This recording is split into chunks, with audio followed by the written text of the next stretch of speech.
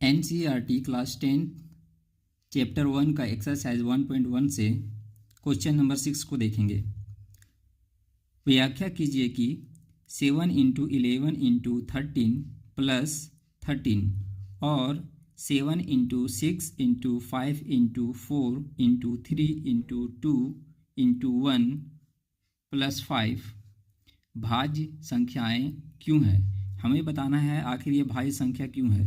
तो भाज्य संख्या किसे कहते हैं? भाज्य संख्या उसे कहते हैं जिसका गुणनखंड एक और उस संख्या के अलावा और कोई हो, मतलब जिसका गुणनखंड 2 से ज़्यादा हो वो भाज्य संख्या होता है। तो हमें चेक करना है यहाँ पे जो दिया हुआ संख्या है इसका गुणनखंड 2 से ज़्यादा है या 2 से कम है। अगर 2 से ज़्यादा होगा तो वो भाज्य गुणनखंड होगा, अगर 2 से कम होगा तो वो भाज्य गुणनखंड नहीं होगा। तो चलिए इसका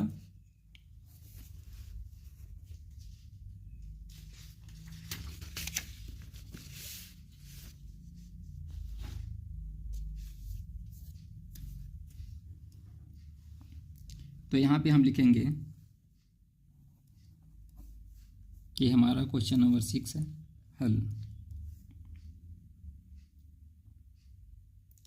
दी गई संख्या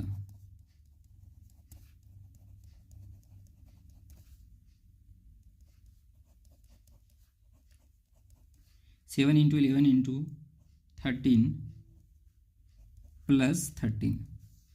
तो यहाँ पे हम क्या देखते हैं 13 2 टाइम्स है तो 13 को कॉमन ले लेंगे।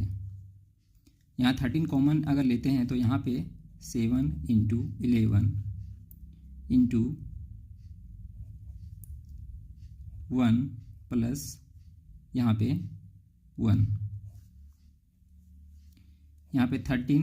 अब इसको हम क्या करेंगे मल्टीप्लाई करेंगे यहाँ से लेकर यहाँ तक, तो 1 से मल्टीप्लाई करेंगे तो वही चीज़ आएगा और इससे करेंगे तो फिर 77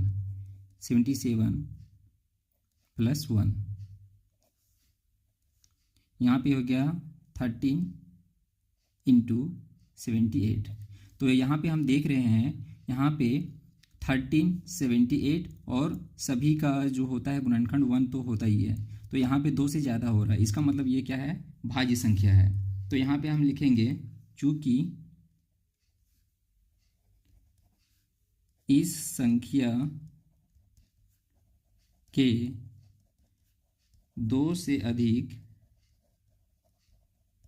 कौन कौन है, तो 1 तो सब में होता है, 13 और 78 भाजक है। इसलिए यह एक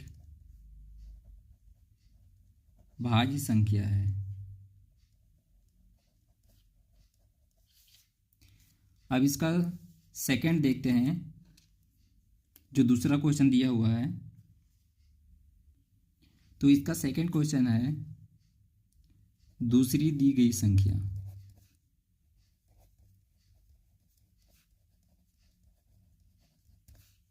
is equal to 7 into 6 into 5 into 4 into 3 into 2 into 1 plus 5।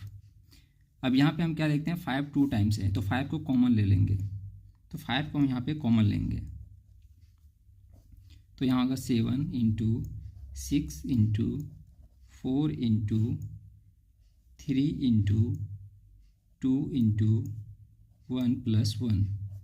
अब यहाँ से यहाँ तक हम मल्टीप्लाई करेंगे तो 5 इंटू यहाँ से यहाँ तक मल्टीप्लाई करने पर हमारा आंसर आता है 1008 प्लस ये हमारा प्लस 1, तो ये हमारा हो गया 5 इंटू 1009। अब यहाँ पे देख रहे हैं यहाँ पे भी 2 से ज़्यादा है, एक तो सब में होता है और यहाँ पे 2 है मतलब 3, मतलब ये भी क्या है भाज्य संख्या है। तो यहाँ पे लिखेंगे चूँकि इस संख्या के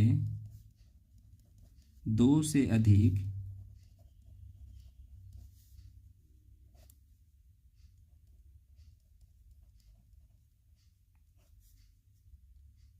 भाजक है, इसलिए यह एक भाज्य संख्या है।